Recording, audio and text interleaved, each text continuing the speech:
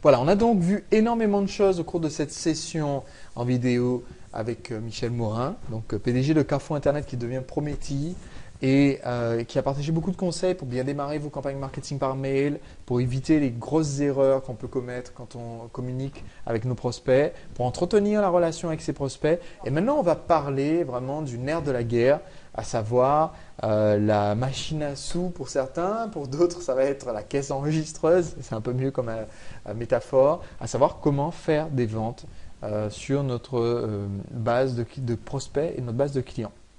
Alors la première question qui m'est souvent posée par les membres de mes formations, c'est comment faire quand on offre du gratuit sur les newsletters pour passer au payant. De ton côté, Michel, qu'est-ce que tu utilises comme processus? Parce que les gens s'inscrivent en général pour une offre d'essai, pour recevoir une vidéo, pour recevoir une newsletter, pour recevoir un guide.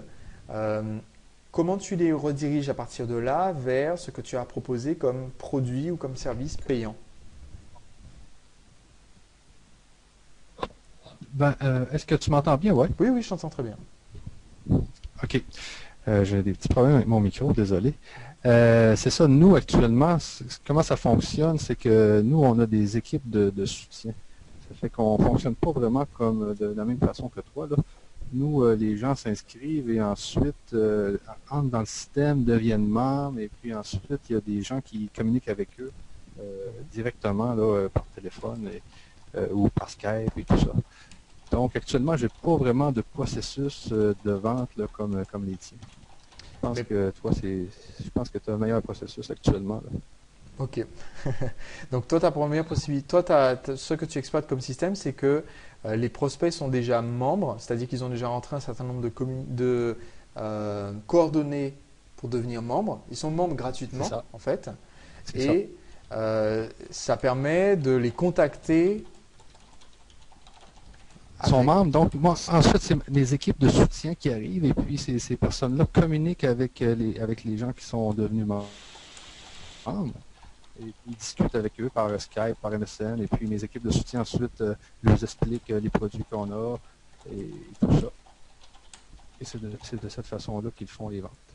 Mais là, on est en train de mettre un nouveau processus là, qui va permettre là, de faire les ventes directement sans avoir besoin tout de suite des équipes de soutien. On est en train de mettre ça en place. Là, mais je pense qu'actuellement, tu en connais plus que moi sur ce sujet. D'accord. Ouais. Donc voilà, ça c'est effectivement un modèle, c'est-à-dire d'avoir des prospects qui, en s'inscrivant, en fait, il y a plein de façons différentes de faire votre prospect rejoindre votre mailing list. Pour certains, rejoindre votre mailing list, ça veut dire tout simplement envoyer un cadeau gratuit pour qu'ils soient inscrits à une newsletter. Mais en fait, c'est qu'une approche parmi beaucoup. Et il y a certaines approches qui sont très très intéressantes et très très efficaces. Je pense notamment à un site de ma connaissance dont j'ai vu la publicité récemment à la télévision. Alors on va aller le voir ensemble. Par exemple, là je suis sur un site qui s'appelle Zalando. Je vais aller voir la version française. Donc ils faisaient une publicité récemment à la télévision. Et ils ne sont pas bêtes du tout.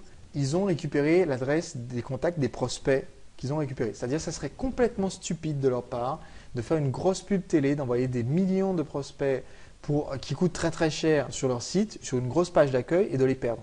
Donc ils ont rajouté ce formulaire que vous pouvez voir maintenant qui dit gagner 5 fois 2000 euros de shopping sur Zalando. Alors vous observez bien qu'ils offrent quelque chose qui est lié à ce pourquoi ils récupèrent les coordonnées. C'est-à-dire que dès le début, ici, au lieu de m'offrir, par exemple, ils pourraient m'offrir gagner une chance d'avoir une énorme 4x4, gagner une chance de rencontrer Madonna, mais ça n'aurait aucun rapport avec ce qu'ils vendent, à savoir des chaussures, de la mode en ligne.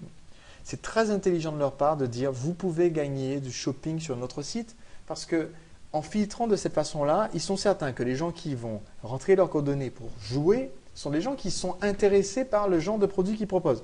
Très très bon filtrage. Et observez la façon dont ils positionnent. Ils disent participez à notre jeu concours et recevez gratuitement notre newsletter. Autrement dit, sur ce site, je ne rentre pas mes coordonnées pour une newsletter. Il faut savoir que les gens n'aiment pas s'abonner ou s'inscrire. Donc, je vous déconseille d'utiliser les mots s'abonner ou s'inscrire ou alors testez-les au minimum. Mais je vous déconseille parce que Bah, très simple, hein. Les gens ont l'habitude qu'un abonnement, ça se paye. C'est le cas du téléphone, c'est le cas d'Internet, c'est le cas de l'eau et de l'électricité. Un abonnement, ça se paye. Si vous mettez abonnez-vous, ça fait peur. Mais là, ce qu'ils nous proposent, c'est je participe au jeu concours et comme ils sont sympas, en cadeau, ils vont aussi m'envoyer leur newsletter. C'est génial comme positionnement. Je reçois leur newsletter en cadeau, ça la positionne comme ayant de la valeur. Ça fait en sorte que je sais quand même que je vais recevoir des mails, donc c'est clairement de l'opt-in. Ils n'ont pas planqué ça, ils n'ont pas dit participer à notre jeu concours avec une toute petite texte en minuscule en bas disant et au fait, je vais vous envoyer des mails. Donc c'est vraiment un processus qui est très très bien pensé, le genre de choses que vous pouvez envisager parce que ça c'est une bonne façon effectivement de passer, c'est même pas passer du gratuit au payant. Les gens qui s'inscrivent ici sont prêts à payer en fait. Donc première possibilité, on a parlé d'avoir des prospects qui sont déjà membres et donc une deuxième possibilité que je viens de vous montrer, deuxième possibilité, c'est on s'inscrit dans un but de profiter de vos offres commerciales. Donc ici, ils ont utilisé la technique du jeu concours. Attention, hein, en France, il y a une certaine législation concernant les jeux concours. Dans votre pays, il y en a certainement une. Donc il faut faire attention à ça. Comment est-ce qu'on fait pour organiser un jeu concours et que ça soit légal? En France, il faut faire déposer le règlement, etc. Donc un jeu concours. Vous pouvez avoir donc, une newsletter sur les offres spéciales. Et en fait, vous offrez en bonus la newsletter. Et devinez quoi, la newsletter, c'est les offres spéciales, c'est vos offres commerciales. D'accord? Et enfin, il y a une troisième possibilité, c'est la plus connue sur Internet, mais c'est justement pour ça que j'aborde en troisième, parce que je voulais vous montrer vraiment qu'il y a des grosses alternatives qui sont très très intéressantes. La troisième possibilité, c'est qu'on s'inscrit sur votre site pour recevoir quelque chose. Par exemple, votre bonus de syndication, qui est une stratégie que j'enseigne dans Séduire le client. Donc, on s'inscrit pour recevoir quelque chose. Ça peut être une vidéo, un livret, un échantillon du produit ou même des conseils. D'accord? Et vous précisez, vous recevrez donc ce quelque chose, si vous précisez ça sur la page, par email. Vous dites, et c'est même une phrase qui marche très très bien, que je vous conseille de le tester, tout simplement. C'est une phrase qui dit, dites-moi juste où je dois, à quelle adresse, pardon, j'utilise selon que c'est une adresse postale ou mail, dites-moi juste à quelle adresse je dois vous envoyer la chose en question. Ça fait un carton parce que quand vous faites ça, vous vous mettez dans la position de dire, bon voilà, je dois vous l'envoyer, ok, je vais être sympa, je vais vous l'envoyer. Donc ça marche très très bien. Si vous avez le choix entre envoyer une vidéo et un livret, vous pouvez faire les deux. Si vous avez moyen de faire les deux, annoncez que vous offrez un livret dans le titre du mail. Sur la page, dites que vous offrez une vidéo et un livret et offrez donc les deux. Mais ça marche mieux dans un mail d'annoncer un livret PDF que d'annoncer une vidéo. Ils sont davantage lus en fait. Non, pardon. Ils sont lus pareil, mais ils sont cliqués davantage parce que les gens n'ont pas le temps de regarder une vidéo. Finalement, ils finissent par la regarder. Donc, ça marche mieux en annonçant le livret PDF. D'accord ? Donc, à noter ceci, c'est pareil, hein, ça reste l'inscription à votre newsletter. Autrement dit, quand je me désinscris de la plateforme ici, je ne reçois plus vos mails. Attention, c'est important. Quand je me désinscris ici du jeu concours ou autre, je ne reçois plus vos mails. Et quand je me désinscris de la newsletter ici, je ne reçois plus les autres promotions. Donc, vous offrez vidéo, livret, échantillon. Et donc, c'est ce livret, cette vidéo, cet échantillon, c'est cet élément qui doit faire la transition vers la vente.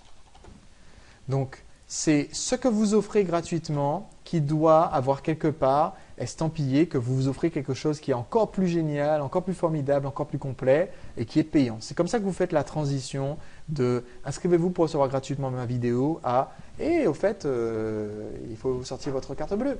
Donc, vous l'offrez bien gratuitement, mais donc vous y faites l'éloge de ce que vous vendez. Vous insérez des lettres de clients satisfaits. Alors sur le net, ça revient à tout simplement mettre dans la vidéo des témoignages de vos clients ou dans le livret des témoignages de vos clients. Donc voilà, des témoignages. Je vais mettre juste le mot témoignage pour ceux qui vont faire du marketing seulement par Internet, puisqu'on parle du marketing par mail. Voilà. Et vous amenez vers l'offre commerciale. dans ce livret que vous avez offert gratuitement. C'est comme ça qu'on fait la transition. Alors, une autre question qui est posée justement et qui est en relation avec ce qu'on vient de traiter, et là Michel, je pense que tu vas avoir un avis sur la question certainement, c'est quand on envoie nos emails, quand on fait notre marketing par mail, est-ce qu'on écrit davantage pour vendre ou est-ce qu'on écrit pour créer une relation avec les personnes qui sont inscrites sur notre mailing list? Moi, je voulais revenir sur la question précédente. Ok. J'avais oublié de vous dire que dans Prométhée, on a un système de jeux concours, ok, qui permet de faire des jeux concours parce qu'on a beaucoup de nos clients qui nous l'avaient demandé. Et puis, pour faire des jeux concours en France, il faut aller voir un huissier. C'est assez simple, ça coûte 200 € et puis vous pouvez déposer votre règlement.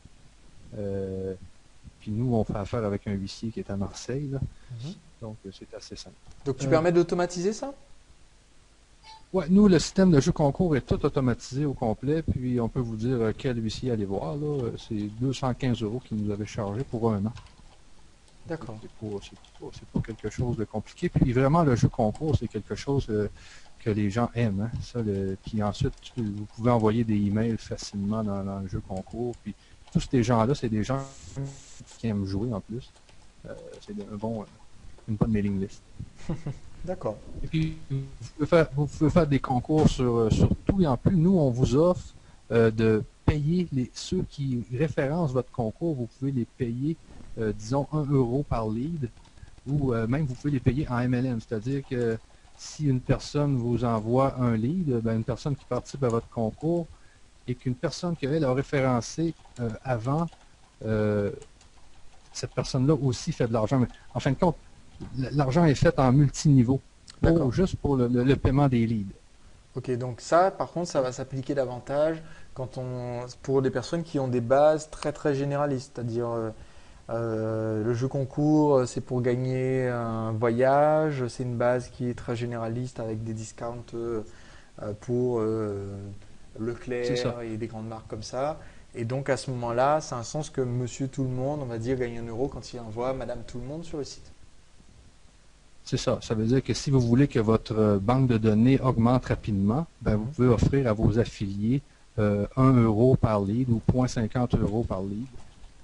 C'est une façon de faire en sorte que votre banque de données augmente rapidement. Nous, on a vu une journée avoir 20 000 personnes dans notre banque de données avec ce système-là. D'accord. Donc, c'est un moyen assez rapide là, de faire augmenter une banque de données. Mais vous pouvez donner aussi juste 0,10 € par lead. C'est vous qui décidez à vos affiliés. Ok. Oui. Je reviens à ta question qui était... Écrire pour vendre ou bien pour créer une relation avec les nouveaux prospects? Oui, nous, ce qu'on fait habituellement, on crée une relation avant avec le nouveau prospect avant de vendre. Parce que si on essaie de vendre tout de suite, ça ne fonctionne pas. Pas pour ce qui est de nous. Okay? Pour ce qui est de notre système dans Carrefour Internet, nous, il faut vraiment qu'on crée une relation avec les nouveaux membres parce qu'actuellement, en plus, on n'a pas vraiment de page de vente et tout ça. Donc, nous, l'important, c'est vraiment que nos membres actifs puissent entrer en relation avec les nouveaux membres et puis ensuite, ils parlent ensemble et tout. Et la vente revient après. La vente se fait après. Ok. Pour moi, un concept qui est essentiel, clairement, pour justement cette création de la relation, c'est que votre processus de vente doit créer la relation, justement. C'est-à-dire que le prospect, il vient de s'inscrire. Par exemple, un prospect qui rentre son adresse mail, je ne vais pas le rediriger directement vers une vidéo qui ne sert qu'à vendre un produit. Parce que ça revient à avoir demandé à quelqu'un de payer pour s'asseoir et m'écouter et lui vendre quelque chose. Ce n'est pas ce qu'on veut donner comme impression au prospect. Donc en fait, comme le disait Michel par exemple, sur son site, donc, les gens s'inscrivent, deviennent membres. C'est à ce moment-là, pour lui, le processus de vente consiste à créer pour le prospect la valeur du compte, c'est-à-dire que le prospect comprenne que ça a une vraie valeur d'utiliser l'outil, de faire partie de la communauté. Et donc, c'est dès ce moment-là que la vente commence. Donc, c'est un point essentiel. Quand vous écrivez pour vendre, le résultat doit être que la relation est plus forte avec le prospect après qu'avant. Vous avez une conversation avec un prospect, que ce soit par mail, par téléphone ou de visu. Il sort de votre boutique. Imaginons que vous avez une boutique physique. Le prospect, il vient, il discute avec vous, il ressort. Ils doivent ressentir un lien plus fort avec vous, que son sac soit plein d'achats faits sur votre site ou que son caddie soit vide et qu'il reparte juste avec des informations. Donc ça, c'est quelque chose qui est très important. C'est pour ça, comme je disais tout à l'heure, que justement, quand on s'inscrit pour recevoir quelque chose, il faut une valeur ajoutée dans cette vidéo, ce livret ou cet échantillon. Donc, vous devez toujours proposer une valeur ajoutée avant de passer on va dire vraiment à l'appel à l'action. Voilà. Je vais différencier et dire, avant de dire aux gens achetez, achetez, achetez, il faut avoir apporté de la valeur ajoutée. Mais cet apport de valeur ajoutée, c'est du processus de vente. Donc, n'allez pas faire quelqu'un s'inscrire sur votre site et lui envoyer 3 semaines de newsletter concernant les dernières actualités du secteur, des conseils sympas, et puis ensuite 3 semaines plus tard lui envoyer un mail disant bonjour, vous avez beaucoup aimé tous ces conseils, eh bien figurez-vous que bam, il faut acheter. Ça, c'est pas une bonne approche, c'est pas quelque chose qui marcherait beaucoup. Tiens, justement, une question que j'avais déplacée, 2 questions que j'ai déplacées, à savoir comment, puisqu'on parle de marketing, il faut des chiffres, il faut savoir combien on fait. Comment est-ce que tu mesures l'impact de mailing?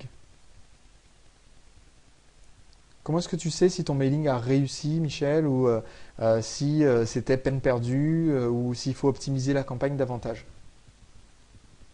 Moi, nous, on le voit avec le taux de clic, hein. C'est vraiment le taux de clic qui va nous dire si le mailing est le fun et si les gens s'y prennent dans le mailing. Parce que nous, des fois, on fait des mailings et puis on a 3% de gens qui cliquent. Ça veut dire que le mailing vraiment ne fonctionne pas et puis que les gens n'ont pas aimé. Mais dès qu'on a 30% de clics, ça veut dire que les gens aiment le mailing et puis que ce mailing-là va être performant. Et puis c'est vraiment quand vous faites un mailing, l'idéal, je pense, c'est de n'envoyer peut-être 25% du mailing, regardez le nombre de clics et ensuite modifiez votre mail un peu si le nombre de clics n'est pas satisfaisant, vous modifiez un peu votre mail et puis vous envoyez un autre 25% et puis vous faites ça 4 fois. Je pense que l'idéal, nous, c'est ce qu'on fait là. Parce que des fois, vous pensez que votre mailing est le meilleur du monde et puis vous vous apercevez tout d'un coup que vous avez 5% de clics. Mais pour vous, il était très bon, mais pour tous les gens qui l'ont reçu, c'était pas bon. Fait que ça vaut la peine de faire une modification durant le mailing. Donc, moi c'est ce que je conseille, au moins de l'envoyer en 4 fois. Si vous avez des grandes banques de données, vous envoyez 1000 mails, et puis ensuite, vous remodifiez votre mailing un peu, vous en envoyez 1000, jusqu'à temps que vous ayez un bon taux de clics.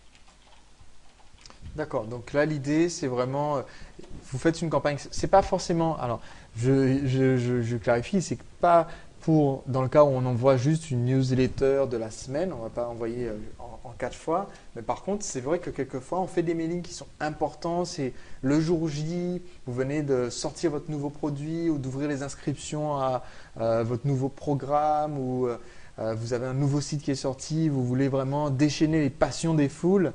Ce mailing-là, il faut le tester. C'est ça le conseil, Michel. C'est vraiment le jour où on a un email comme ça fatidique, Ouais. Faut pas se croire c'est sûr que au sommet de l'Everest et bam, ça va marcher du premier coup.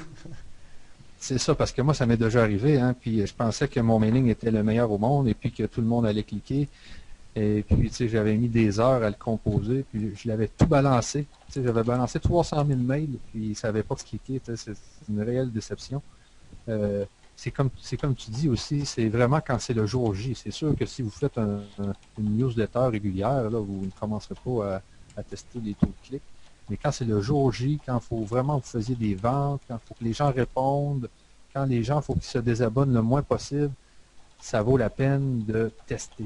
Puis si vous avez une grande base de données comme 200 000 mails, ça vaut la peine d'en envoyer 1000, regarder, d'envoyer 1000, regarder jusqu'à temps que vous ayez un bon taux de clic. Même si vous pensez que votre mail c'est le meilleur du monde, souvent ça n'est pas le cas. Ok, donc voilà, ne pas croire qu'on va réussir du premier coup à toucher le jackpot, donc justement composer intelligemment. C'est ça. Ok. Puis aussi souvent, là, avec nous autres, avec Prométhée, nos membres ont des affiliés, ont des clients dans leur Prométhée. Et puis eux, ben, ils font un mailing, puis ensuite ils le donnent à leurs membres pour que leurs membres fassent aussi des mailings. Mais D'accord. c'est important qu'avant de donner ton mailing à tes membres, que tu aies testé ton mailing comme il faut, tu sais, Oui, avant d'accord, de le ok. donner à d'autres. Ouais, Parce que c'est ça. voilà, vous faites une promotion, vous avez des partenaires, vous donnez à vos partenaires un élément à envoyer à leurs prospects. Si vous envoyez quelque chose qui n'a pas été testé et qui va faire un flop, c'est la catastrophe pour eux, c'est la catastrophe pour vous, pour les résultats, et en plus, c'est la catastrophe sur le long terme parce qu'ils ne seront pas forcément motivés à faire d'autres campagnes si la première a été un flop. C'est ça. Donc c'est vrai que c'est un élément clé. Alors justement, comme tu dis que le taux de clic, c'est l'unité de mesure essentielle, comment fais-tu en sorte que les abonnés cliquent? Supposons, avec tous les conseils que tu as donnés jusqu'à maintenant, j'arrive à envoyer un mail, mon mail arrive à destination, les prospects ouvrent le mail, d'accord? Il y a 25% de gens qui ouvrent le mail. Quels sont quelques conseils qui font la différence entre un mail qui est ouvert et un mail qui est cliqué? Ben, moi, je pense, mais je suis pas sûr, parce qu'à tous les jours, j'ai des nouvelles surprises, il faut mettre un lien assez haut dans le mail. Je pense qu'on dit peut-être trois phrases et on met un lien, un premier lien. Ensuite, on met un paragraphe, on met un autre lien, puis on met quelques paragraphes, puis on met un dernier lien à la fin du mail. Je pense que l'important, c'est d'avoir trois liens, je pense. Mais selon mon expérience, c'est ce qui fonctionne le mieux. Et puis, il faut que vos trois premières phrases soient percutantes. Il faut vraiment que c'est ces phrases-là qui vont faire en sorte que les gens vont cliquer ou que les gens vont partir ou que les gens vont cliquer sur ce site un spam. Donc, il faut travailler sur les deux ou trois premières phrases. Puis, bonjour, prénom, c'est important, d'après moi. Euh, mais quand même, vous pouvez avoir des mauvaises surprises. C'est toujours tester. Moi, je dis tester vos deux, trois premières phrases. Et puis en même temps, quand vous testez votre mail, vous pouvez aussi le tester dans Hotmail, Gmail et Yahoo pour voir s'il passe bien. Hein. Parce que ça ne sert à rien d'envoyer un mail s'il ne passe pas dans Hotmail, surtout dans Hotmail, car il y a beaucoup de bases de données là, qui ont des listes de mails qui ont 50 à 60% qui sont des Hotmail. Fait que concentrez-vous sur Hotmail avant tout autre fournisseur.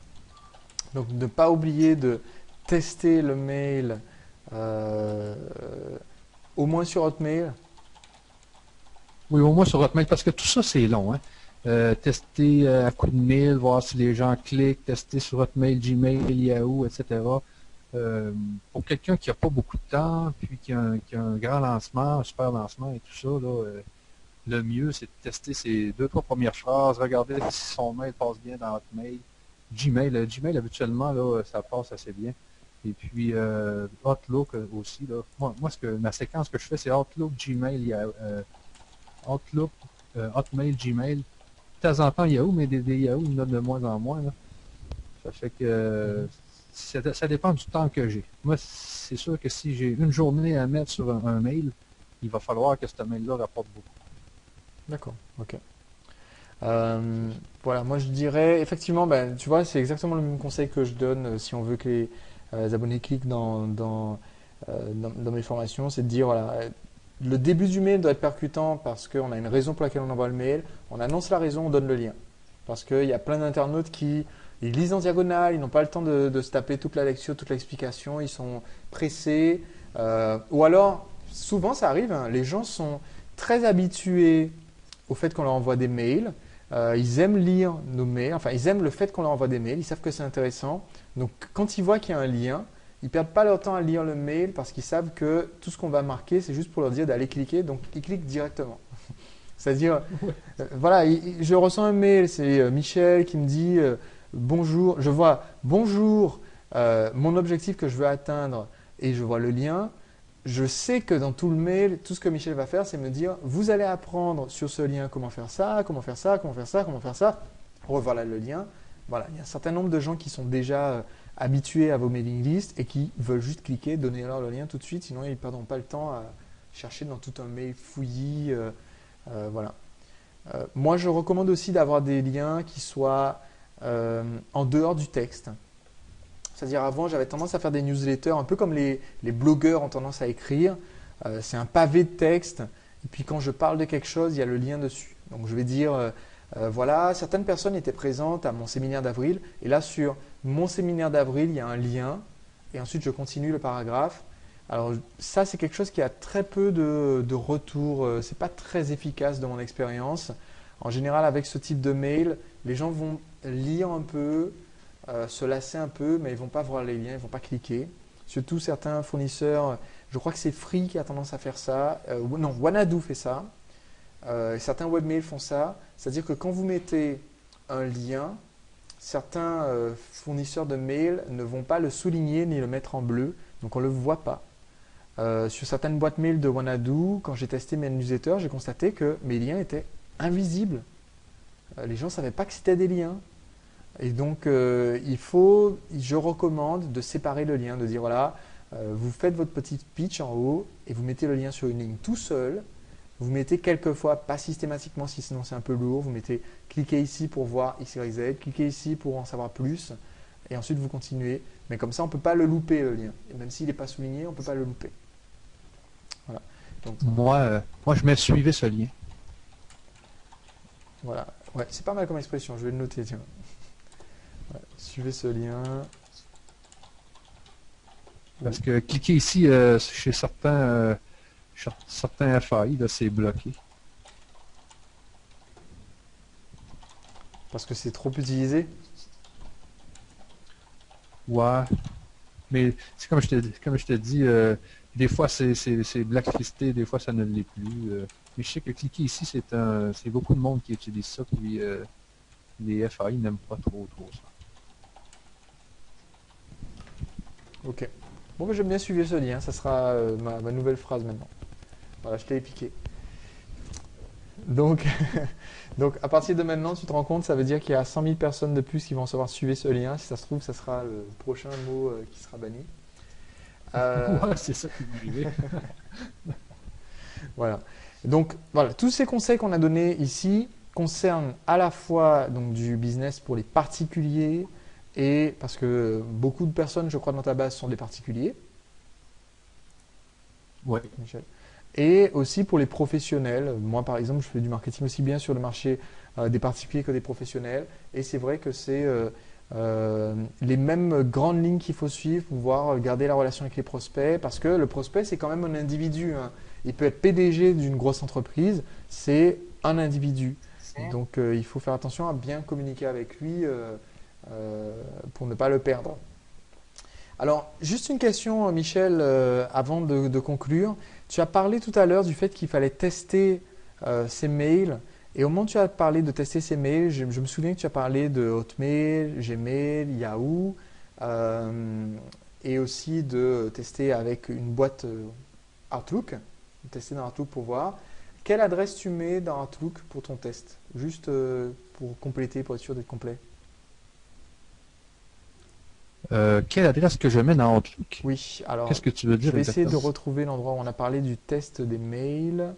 Je t'explique, Moi, je l'envoie à mon adresse personnelle, tout simplement. mais ton adresse personnelle, c'est une adresse Gmail, c'est une adresse Ah non, c'est une arobase- adresse c'est une adresse avec mon nom de domaine à moi, qui est francite.net.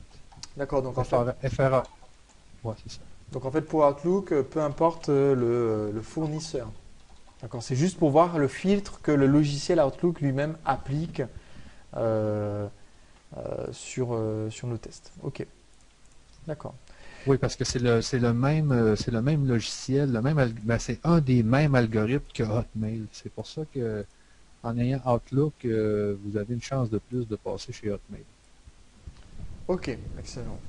Bon, ben Michel, merci. Hein, ça a été vraiment une session très très intense avec beaucoup de questions, beaucoup de conseils à la fois stratégiques, c'est-à-dire pour développer une entreprise qui sur le long terme continue d'entretenir la relation avec ses prospects, mais aussi même sur un plan tactique et sur un plan technique. C'était très très riche. Moi, je trouvais ça très intéressant. J'ai beau envoyer j'ai beau envoyer des centaines milliers de mails par mois, j'ai appris beaucoup de choses. Donc, merci de ta participation, Michel. Ben, de rien. Merci à vous aussi de m'avoir écouté. Et puis, donc, je rappelle donc, certains points essentiels. Avec cette vidéo, vous aurez donc un support écrit qui reprend les conseils qui ont été donnés, donc tout le support avec les notes qui ont été prises ici. Et puis, je vous rappelle donc que pour retrouver les services dont Michel a parlé, Prometi, tu peux me donner l'adresse? Oui, c'est prometi.com, donc PROMETY.com. Ok, sur www.prometi.com pour retrouver donc les services que Michel a proposés. Voilà, formidable. C'est ça. Merci beaucoup Michel et à très bientôt.